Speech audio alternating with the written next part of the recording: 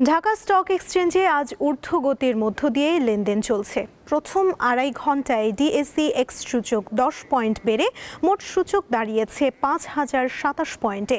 এ সময় বেড়েছে 191টি কোম্পানির শেয়ারের দাম, কমেছে 119টির, আর অপরিবর্তিত আছে 71টি কোম্পানির শেয়ারের দাম। সেখানে আছেন আমাদের সহকর্মী শাহরিয়ার ইমন, তিনি যোগ দিচ্ছেন এই মুহূর্তের লেনদেনের তথ্য নিয়ে।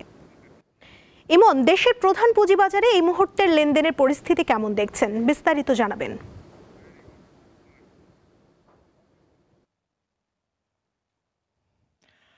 হ্যাঁ ইয়াসমিন সুমনা, আজ দেশের প্রধান পুঁজিবাজার ঢাকা স্টক এক্সচেঞ্জে সপ্তাহের চতুর্থ কার্যদিবসের লেনদেন চলছে।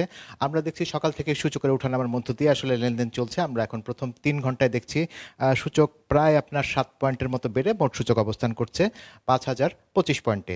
এছাড়া আমরা যদি লেনদেন হওয়া কোম্পানিগুলোর দিকে লক্ষ্য করি, সেখানেও আমরা দেখছি অধিকাংশ কোম্পানি শেয়ারের দর বেড়েছে। আজকে দেখছি দাম বাড়ার তালিকায় উঠে এসেছে 188টি কোম্পানি শেয়ার, আর দাম কমার ক্ষেত্রে রয়েছে 134টি। এছাড়া দামের কোনো তারতম্য ঘটেনি 59টি কোম্পানির ক্ষেত্রে। আর যদি লেনদেন ভলিউমটি দিকে একটু তাকাই, তাহলে সেক্ষেত্রে আমরা দেখছি যে আজ লেনদেন হয়েছে এখন পর্যন্ত প্রায় 316 কোটি টাকা শেয়ার। তো এই হচ্ছে মোটামুটি আজকের আপনার সপ্তাহের চতুর্থ কার্যদিবসের অবস্থা। যদিও গতকালকের রেস্ট যদি একটু টানি, তাহলে সেক্ষেত্রে দেখবো যে গতকাল আপনার প্রায় 636 কোটি টাকা লেনদেন হয়েছিল দিন শেষে ঢাকার পুঁজিবাজারে, এবং সূচক 6 পয়েন্ট বেড়ে মোট সূচক অবস্থান করেছিল 5,018 পয়েন্টে। তো বাজারের এই অবস্থা, বাজারের বিস্তারিত জানতে আমাদের সাথে এই মুহূর্তে যোগ দিচ্ছেন ডিবি এর সভাপতি জনাব সাইফুল ইসলাম। আমরা তার কাছ থেকে বাজার সম্পর্কে বিস্তারিত জেনে আসবো।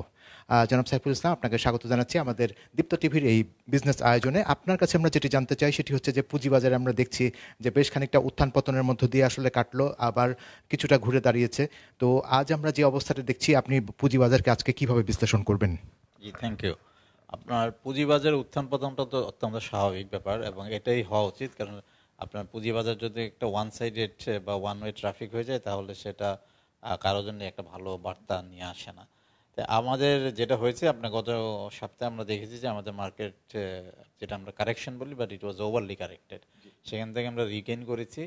তা আপনার এই উত্থান পতন বা আপস অ্যান্ড ডাউনের যে রিজন, মেইন রিজন, অনেকগুলি রিজনের মধ্যে একটা রিজন আমরা মনে করছি যে একটা পলিটিক্যাল স্টেবিলিটি অর ইনস্টেবিলিটি। যে ধরেন ইলেকশন হচ্ছে না, এর মধ্যে আপনার ধরেন আপনি যদি নোটিস করে থাকেন যে এটার সাথে আমাদের একটা কোরিলেশন দেখতে পাচ্ছি of the market ups and downs.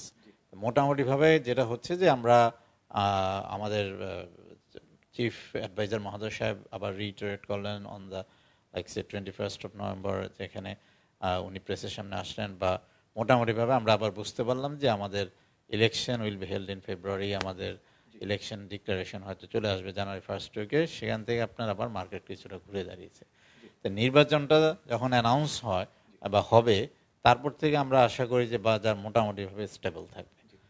এই প্রসঙ্গে একটা বিষয় না বললেই নয়, সেটি হচ্ছে যে বাজার যেহেতু অনেকদিন আপনার একটু আপনার কি বলবো একটু ডাউন ট্রেন্ডে ছিল, সেখান থেকে মার্কেটটা কিছুটা আপনার আপ ট্রেন্ডে ঘুরে আসছে, সেক্ষেত্রে কি একটু প্রফিট টেকিং এর চাপ রয়েছে কিনা বাজারে?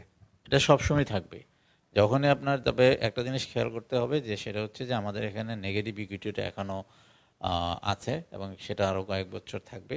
তাই সেটা একটা ইস্যু, যে নেগেটিভ ইকুইটির থেকে এখন আপনার মোটামুটিভাবে এসএসসির সাথে বসে যাদের নেগেটিভ ইকুইটি আছে বা আনরিয়েলাইজ লস আছে, তাদেরকে একটা ধরেন আপনি যেটাকে বলতে পারি যে একটা স্কেজুয়াল করে দেওয়া হয়েছে। তো সেটার একটা চাপ সবসময় বাজারে থাকবে, বাট সেটা যে চাপটা অনেক বেশি থাকবে তা না, বিকজ এটা বেশ লম্বা সময় ধরে আপনার এই সুযোগটা দেওয়া হয়েছে। এই ফরবিয়ারেন্সটা will continue up until 2032 for some companies, for some 2030। So এটা একটা স্বস্তি, যে আপনার যেটা ভয় ছিল যে এটা যদি না ইনক্রিজ করা হয়, না এক্সটেন্ড করা হয়, তাহলে কি হবে। সো সেই ভীতিটা চলে গেছে, যে সেখানে আপনার একটা চাপ থাকবে, কিন্তু চাপটা সহনীয় চাপ থাকবে। সেকেন্ড হচ্ছে যে আপনার যে কোনো মার্কেটে যখন খুব বেশি মার্কেট পর্যায়ে রিগেইন করে, তখন কিছুটা প্রফিট টেক হবে, এটাও normal.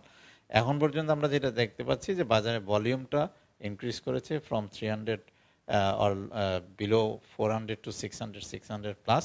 So that's the good thing that we should look at. আর তাছাড়া আপনার মোটামুটিভাবে ইন্ডেক্স স্টেবল বিহেভ করছে।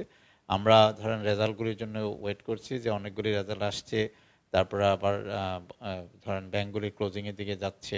মোটামুটিভাবে ব্যাংকিং সেক্টরে যেই ধরনের একটা টেনশন ছিল, সেই টেনশনটা 5টা ব্যাংক নিয়ে সেটা থেকে মোটামুটি আমরা আশা করি বেরিয়ে আসতে পারছি। কারণ এখন পর্যন্ত আমরা আশা করি যে 5 ব্যাংকের ক্ষতিগ্রস্ত সাধারণ বিনিয়োগকারীদের জন্য গভর্নমেন্টের থেকে একটা প্যাকেজ আসবে এবং বাংলাদেশ ব্যাংক মানে দিন দিন মনে করছে যে যে ব্যাংকগুলি ট্রাভেলে ছিল কিছু ব্যাংক ঘুরে দাঁড়াবে, but of course there will be a transformation, এটা আমাদেরকে অ্যাকসেপ্ট করতে হবে।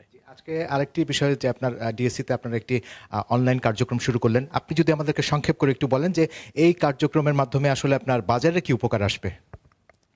ব্যাপক উপকার আসবে। কেন আসবে আপনাকে আমি বলি, সেটা হচ্ছে যে আমাদের এখানে সবচেয়ে বড় যেটা আমরা যেটাকে ডিজিটালাইজেশন বলছি, বাট ইন ট্রু সেন্স তো আমরা আসলে সত্যিকার অর্থে কোনো কিছুই তেমনভাবে ডিজিটালাইজ করতে পারি না as far as the market is concern. আমাদের জানেন আপনারা যে আমাদের 25% স্টেক নিয়ে চায়না থেকে 2টা স্টক এক্সচেঞ্জ আসছে, which are the largest stock exchanges in the world. কিন্তু ওনাদের যে হাইটেক যেই প্ল্যাটফর্ম, সেটার কোনো বেনিফিট আমরা নিতে পারিনি। আমরা এখন থেকে নিচ্ছি, ওদের থেকে ট্রেনিং নিয়ে আমাদের লোকালি যারা ঢাকা স্টক এক্সচেঞ্জে কাজ করে ওনারা একটা প্ল্যাটফর্ম তৈরি করেছে, সেটা থেকে বিনিয়োগকারী, আমাদের মেম্বার, আমাদের international investor, of course the listed companies এবং stock exchange will get the best benefit.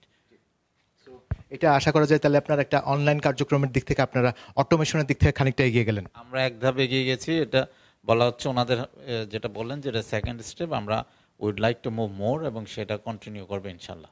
আপনাকে অশেষ ধন্যবাদ এতক্ষণ সময় দেওয়ার জন্য। ইয়াসমিন সুমনা, আসলে যেমনটি শুনছিলেন সপ্তাহের 4র্থ কার্যদিবসের লেনদেন চলছে। দেশের প্রধান পুঁজিবাজার ঢাকা স্টক এক্সচেঞ্জে প্রথম 3 ঘন্টার লেনদেন পরিস্থিতি সম্পর্কে জানাচ্ছিলাম। একই সাথে ঢাকা স্টক এক্সচেঞ্জে একটি আপনার অনলাইন কার্যক্রম ছিল, সেটি সম্পর্কে আসলে আমাদেরকে ডিবিএর প্রেসিডেন্ট জানালেন। তো এই হচ্ছে মোটামুটি অবস্থা। আগামী 1.5 ঘন্টা পর আমরা বুঝতে পারবো যে আজকে দেশের প্রধান পুঁজিবাজার ঢাকা স্টক এক্সচেঞ্জের লেনদেন কি পরিমাণ গিয়ে দাঁড়ায় এবং সূচকের অবস্থান কি হয়। তো সুমনা, আমার হাতে এখন পর্যন্ত এতটুকু ছিল ঢাকা স্টক এক্সচেঞ্জ থেকে। ইমন, ধন্যবাদ আপনাকে।